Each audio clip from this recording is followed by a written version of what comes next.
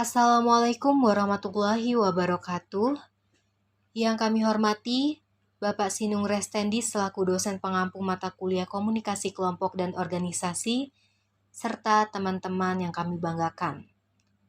Kami dari kelompok 5 yang beranggotakan Cici Erlia dan Bimbi Nurhalimatus Sa'diyah, pada kesempatan kali ini akan mempresentasikan format interaksi komunikasi interpersonal dan kelompok.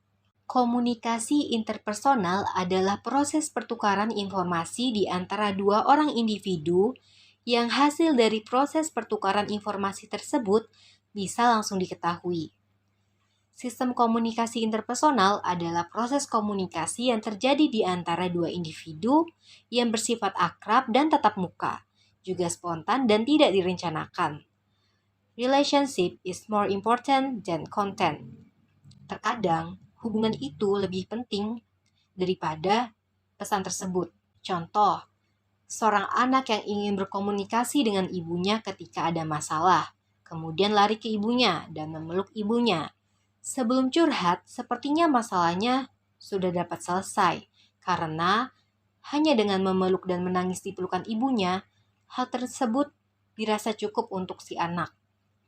Jadi, semakin dekat hubungan kedua belah pihak, maka semakin efektif komunikasinya. Atau misal, teman punya tetangga seorang polisi, lalu teman ditilang, atau misal mau bikin SIM. Maka hal tersebut akan mempermudah teman-teman. Tapi jangan ditiru ya. Jenis-jenis hubungan interpersonal. 1. Hubungan pertemanan. 2. Hubungan sahabat. 3. Hubungan pernikahan. 4. Hubungan keluarga. Dan 5. Hubungan ibu dan anak. Dari 1 sampai 3 itu merupakan hubungan disengaja. Sedangkan dari 4 ke 5 itu merupakan hubungan fitrah atau kodratnya. Karena kita tidak bisa memilih dilahirkan menjadi anaknya siapa. Kita nggak bisa request menjadi anaknya Raffi Ahmad, jadi kakaknya Rafathar, nggak bisa teman-teman.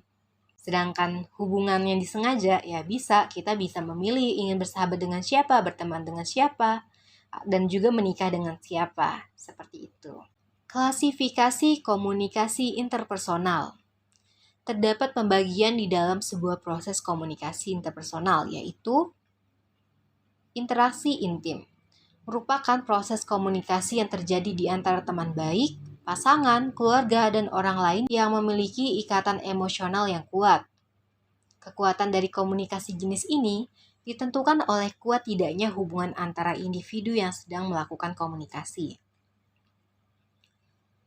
Percakapan sosial merupakan proses percakapan yang bertujuan untuk menyenangkan lawan bicara dengan cara yang sederhana seperti sedikit berbicara.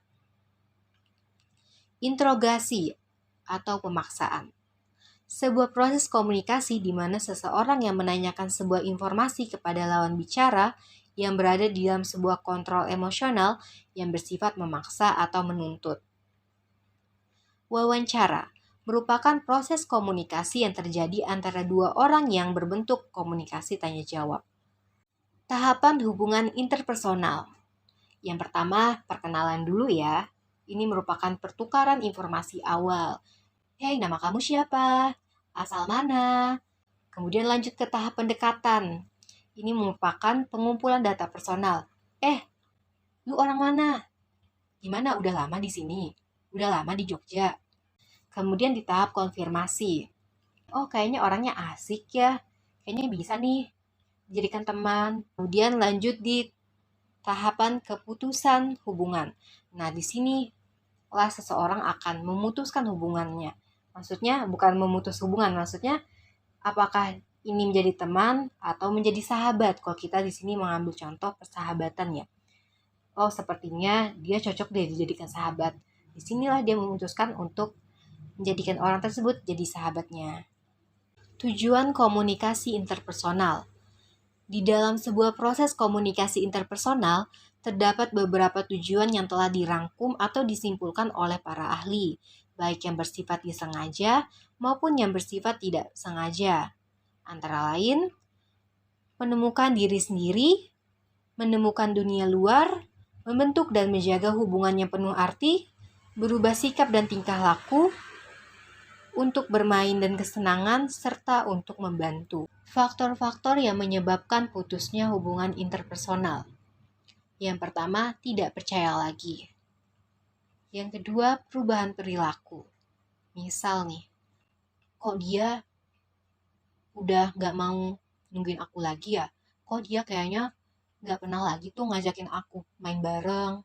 Merasa ada perubahan gitu. Kemudian yang ketiga, kesalahan yang beruntun. Kemudian yang keempat, kesalahan konflik berkepanjangan beruntun. Konflik yang belum diselesaikan menumpuk menjadi bom waktu. Yang terakhir, pengkhianatan. Pengkhianatan ini, kalau masalah ini mungkin masih bisa ditoleransi dari 1 ke 4. Tapi kalau pengkhianatan itu rasanya merupakan kesalahan yang sudah tidak bisa ditoleransi. Hubungan interpersonal yang efektif. Menurut Pest and Boren, komunikasi interpersonal akan efektif apabila kedua belah pihak mengenal beberapa standar sebagaimana berikut. Pertama, mengembangkan suatu pertemuan personal yang langsung satu sama lain, mengkomunikasikan perasaan secara langsung. Yang kedua, mengkomunikasikan suatu pemahaman empati secara tepat dengan pribadi orang lain melalui keterbukaan diri. Yang ketiga, mengkomunikasikan suatu kehangatan pemahaman yang positif mengenai orang lain dengan gaya mendengarkan dan memberikan respon. Yang keempat, mengkomunikasikan keaslian dan penerimaan satu sama lain dengan ekspresi penerimaan secara verbal dan nonverbal. Yang terakhir, berkomunikasi dengan ramah tamah, wajar, menghargai secara positif satu sama lain melalui respon yang tidak bersifat menilai. Baik, saya akan menjelaskan tentang komunikasi kelompok kecil. Komunikasi kelompok kecil adalah suatu kumpulan individu yang dapat saling mempengaruhi satu sama lain, memperoleh beberapa kepuasan satu sama lain, berinteraksi untuk beberapa tujuan, mengambil peranan, terikat satu sama lain, dan berkomunikasi tatap muka. Nah, dari definisi tersebut, artinya ada 6 unsur yang digunakan untuk menentukan sebuah kelompok, yaitu yang pertama tadi, saling mempengaruhi satu sama lain, memperoleh beberapa kepuasan, berinteraksi untuk beberapa tujuan, mengambil peranan, terikat satu sama lain, dan berkomunikasi tatap muka. Nah, yang mana jika salah satu dari unsur itu tidak ada atau hilang, maka individu yang terlibat artinya tidaklah berkomunikasi dalam kelompok. Dalam komunikasi kelompok kecil terdapat beberapa tujuan yang dilakukan untuk mengapa seorang itu mengikuti komunikasi kelompok kecil. Ada 2 tujuan, yaitu yang pertama tujuan personal dan yang kedua tujuan yang berhubungan dengan pekerjaan. Yang pertama tujuan personal, yaitu yang pertama tujuan personal ini dikategorikan lagi menjadi 4 kategori, yaitu 1. Hubungan sosial. Hubungan sosial adalah tujuan mengikuti sebuah kelompok agar dapat bergaul dengan orang lain. Kemudian yang kedua, penyaluran. Penyaluran ini adalah tujuan mengikuti sebuah kelompok untuk memberikan kemungkinan untuk menyalurkan perasaan. Termasuk juga di dalamnya perasaan kecewa, takut, keluhan, harapan maupun keinginan kita. Kemudian ada kelompok terapi yang biasanya ini digunakan untuk membantu orang menghilangkan sikap-sikap atau tingkah laku dalam beberapa aspek kehidupan. Kemudian yang terakhir, belajar. Alasan seseorang itu mengikuti kelompok komunikasi adalah untuk belajar dari orang lain yang lebih berpengalaman. Kemudian yang kedua ada tujuan yang berhubungan dengan pekerjaan. Yang pertama yaitu pembuatan keputusan. Orang-orang berkumpul bersama-sama dalam kelompok untuk membuat keputusan mengenai sesuatu. Kemudian yang kedua, pemecahan masalah. Di dalam sebuah organisasi, adanya kelompok kecil ini bisa menjadi cara terbaik di dalam memecahkan suatu permasalahan. Misalnya ada nih masalah kampus yang itu tuh harus didiskusikan, maka untuk menyelesaikan masalahnya yaitu dengan membentuk kelompok komunikasi seperti itu.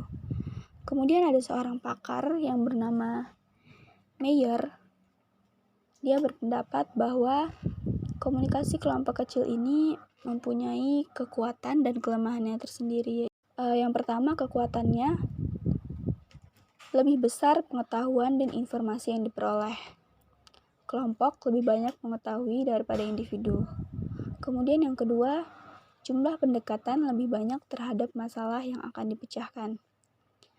Yang ketiga, partisipasi dalam penyelesaian masalah menambah penerimaan penyelesaian masalah.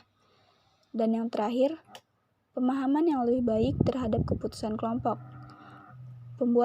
Pembuat keputusan tidaklah perlu menyiapkan keputusan yang dibuat, karena mereka yang membuat bersama. Kemudian kelemahannya menurut Meyer, yang pertama yaitu tekanan sosial. Komunikasi kelompok kecil ini memungkinkan terjadinya tekanan sosial karena mereka kekuatannya kurang memiliki kekuatan seperti itu, mungkin di dalam hal-hal yang bersifat sosial. Kemudian yang kedua, valensi penyelesaian.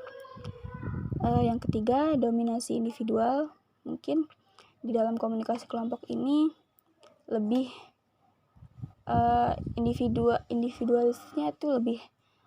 individualnya tuh lebih dominasi, maksudnya kayak lebih banyak